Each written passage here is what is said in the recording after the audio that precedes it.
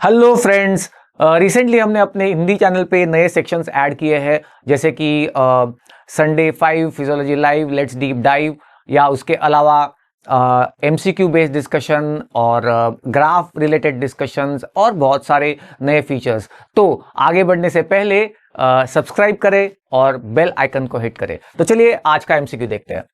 ये MCQ hypothetical situation पे है, लेकिन इसमें एक कॉन्सेप्ट लर्न करनी है आपको। A patient is admitted in the ICU और उसका ब्लड प्रेशर हम दो तरीके से मेजर कर रहे हैं साइमल्टेनियसली।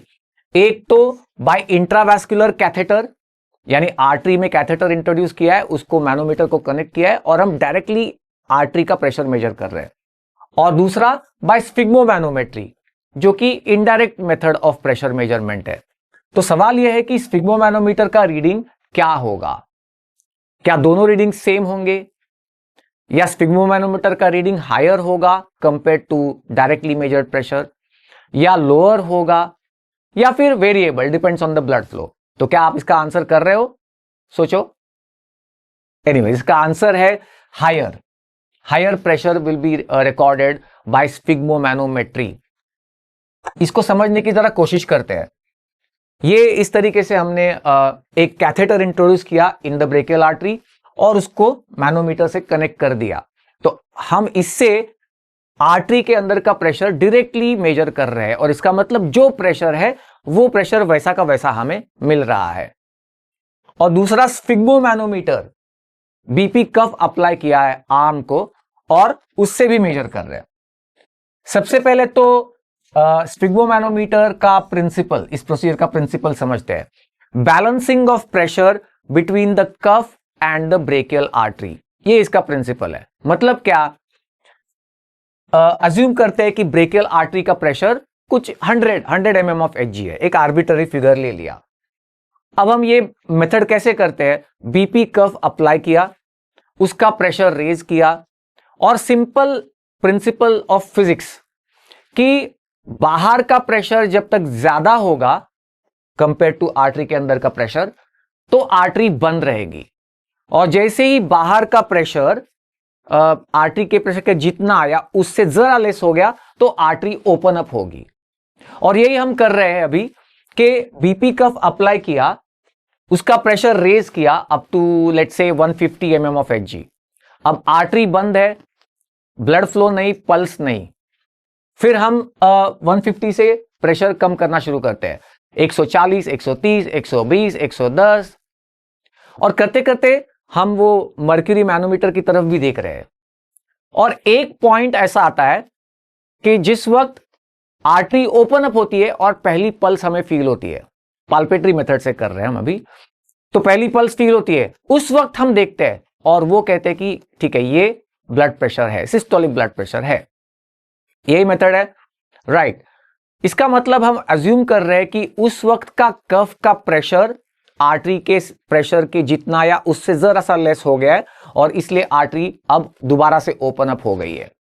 लेकिन इसी में एक कैच है। देखो, कैच ये है कि यहां पे आपको एक फंडा समझना है, dissipation of cuff pressure. Dissipation of cuff pressure मतलब आपने कफ लगाया है बाहर की तरफ और वो प्रेशर आप अंदर भेज रहे हो आर्टरी की तरफ। अब कफ और आर्टरी, इसके बीच में कुछ टिश्यू है, टिश्यू मास है, मसल और फैट। और होता क्या है कि कफ का प्रेशर, बाहरी प्रेशर, आर्टरी तक पहुंचते पहुंचते थोड़ा सा डिसिपेट होता है बिकॉज ऑफ दिस टिश्यू। इसका मतलब यह हुआ कि कफ प्रेशर जब 105 है, तब let's say 5 mm of Hg dissipate हो जाएगा इन द इंटरवेनिंग टिश्यू और आर्टरी तक पहुंचेगा 100। और उस वक्त मतलब 100, 99, और उस वक्त आर्टरी ओपन अप होगी। सोचो, 150, 140, 130, 120, 110, 105, अब तक आर्टरी बंद थी, 105 आया, अब आर्टरी ओपन अप हो गई, आपको पल्स रीअपियर हो गई, आपने वो मेजरमेंट, ये रीडिंग ले लिया कि ये प्रेशर है। लेकिन इसका मतलब जब आपने 105 नोट डाउन किया, एक्चुअली आर्टरी तक पहुंच रहा था 100, और वो आर्टरी के जितना प्रेशर था आर्टरी के अंदर 100 है, बाहर 100 और जस्ट लेस हुआ कफ प्रेशर, तो अब आर्टरी पहली बार ओपन अप होगी। तो आपको लग रहा है प्रेशर 105, मतलब लग रहा है मतलब आप देख रहे हो 105, जबकि एक्चुअली आर्टरी का प्रेशर है 100। उस वक्त आपको पहली पल्स रीअपियर हो रही है, क्योंकि 5 mm of Hg gets dissipated in the intervening tissue. अच्छा, एक बात गौर कर, ध्यान में रखना, हम जरा भी एक मोमेंट के लिए भी ऐसा नहीं कह रहे कि हमें गलती से हाई ब्लड प्रेशर मिल जाता है बाय स्पिग्मोमैनोमेट्री। नहीं, हमारा स्पिग्मोमैनोमेट्री का सारा डेटा जो है कि नॉर्मल प्रेशर क्या होता है, हाइपरटेंशन क्या होता है, वो सारा का सारा डेटा इसी मतलब बीपी कफ स्पिग्मोमैनोमेट्री से के ऊपर ही बेस्ड होता है, वही यार्डस्टिक होती है। इसलिए ऐसा नहीं है कि हमें कुछ गलत प्रेशर मिल रहा है बाय स्पिग्मोमैनोमेट्री, नहीं। Compared to the intravascular, directly measured intravascular pressure, sphygmomanometry से हमें 4-5 मिलीमीटर ऑफ मर्क्यूरी एक ज्यादा मिल जाता है, बस इतना ही है। लेकिन ये ज्यादा मतलब गलती से ज्यादा नहीं, हमारी सारी जो प्रेशर की दुनिया है, ब्लड प्रेशर की या जो भी डेटा है वो सब स्पिग्मोमैनोमेट्री के ऊपर ही बेस्ड है।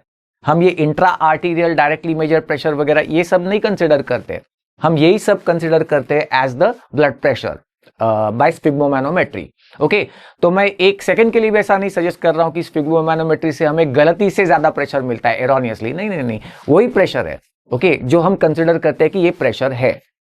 ऑल राइट, अब देखते हैं कुछ और सिनारियोज। ओबेसिटी, अगर ओबेस इंडिविजुअल है और हम ये एक्सपेरिमेंट करें तो क्या होगा? Can you think of something, मतलब क्या सोच सकते हो अभी? अब आसान है सोचने के लिए। ओबेसिटी है और अगर हम ये दोनों तरीके से साथ साथ मेजर कर रहे हैं तो स्पिग्मोमैनोमेट्री से थोड़ा और ज्यादा रीडिंग मिलेगा, क्योंकि ओबेसिटी मतलब ज्यादा टिश्यू मास। इसका मतलब अब आपका कफ का प्रेशर, लेट्स से यहां पे हम जो फिगर्स लिए हैं, कफ का प्रेशर अब 107 होगा, तब 100 पहुंचेगा आर्टरी तक, क्योंकि अब ज्यादा डिसिपेशन होने वाला है कफ के प्रेशर का, क्योंकि ओबेसिटी मतलब टिश्यू मास ज्यादा है तो ज्यादा डिसिपेशन ऑफ कफ प्रेशर होगा। और इसलिए 100 वाली आर्टरी को ऑक्लूड करने के लिए आपको कफ प्रेशर 107 रहना पड़ेगा, है ना। हम वो पॉइंट देखते हैं ना एग्जैक्टली कि जिस पॉइंट पे आर्टरी जस्ट ऑक्लूड हो रही है, जस्ट रिलीज हो रही है पहली टाइम और पल्स आ रही है। तो ये ओबेसिटी में सेम एक्सपेरिमेंट करने पर आपको स्पिग्मोमैनोमेट्री में और ज्यादा हायर प्रेशर मिलेगा compare to directly measured intravascular pressure. Principle वही, dissipation of cuff pressure, obesity में ज्यादा dissipation. What will happen in atherosclerosis? अब यहां पे थोड़ा सा आपका कंफ्यूजन हो सकता है, तो मैं क्लियरली बता दूं।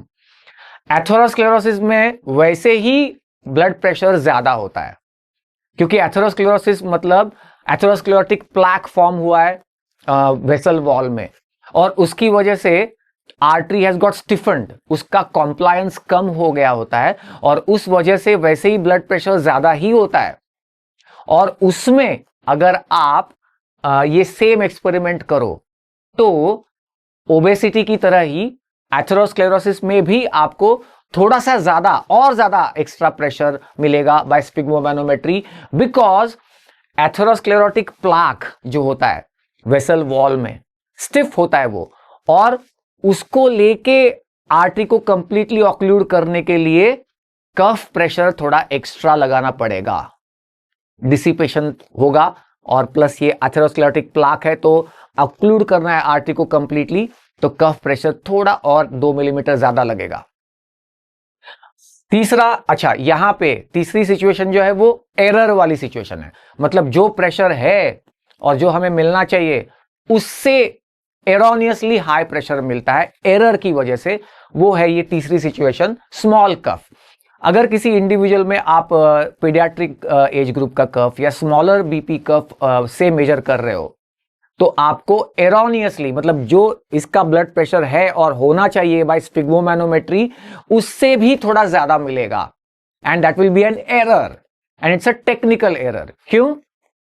तो उसका आंसर ये है, small cuff tends to occlude the brachial artery incompletely. Small cuff होने की वजह से ब्रेकियल आर्टरी इनकम्प्लीटली ऑक्लूड होती है, और हम क्या करते हैं एक्सपेरिमेंट में या क्या करते हैं ब्लड प्रेशर मेजरमेंट में, हम ब्रेकियल आर्टरी को कंप्लीटली ऑक्लूड करते हैं ना और फिर रिलीज करते हैं। तो यहां पे ब्रेकियल आर्टरी को कंप्लीटली ऑक्लूड करने के लिए when you are using small cuff, आपको कफ प्रेशर और ज्यादा एक्स्ट्रा बढ़ाना पड़ता है। ये कफ की एरर है और उस वजह से when you are using small cuff to measure the blood pressure, you get erroneously high blood pressure by sphygmomanometry. तो इस तरीके से अलग अलग principle, these are the possible errors. Possible error तो यही है, इसको हम एरर कहेंगे, बाकी लोगों को हम एरर नहीं कह रहे, that is just dissipation of cuff pressure. और वो तो हमने एज्यूम ही कर लिया होता है जब हम ब्लड प्रेशर का डेटा सब कलेक्ट करते हैं, तो ये एरर्स नहीं है, लेकिन ये जरूर एरोनियसली हाई ब्लड प्रेशर आपको मिलेगा। तो ऐसे वेरियस प्रिंसिपल्स हम डिस्कस करते हैं, हर 2-3 दिन में एक बार वीडियो हम पोस्ट करते हैं, 1 या 2 वीडियोस। तो ज़रूर आप सब्सक्राइब करें, बेल आइकन को हिट भी करें और लाइव भी अटेंड करें।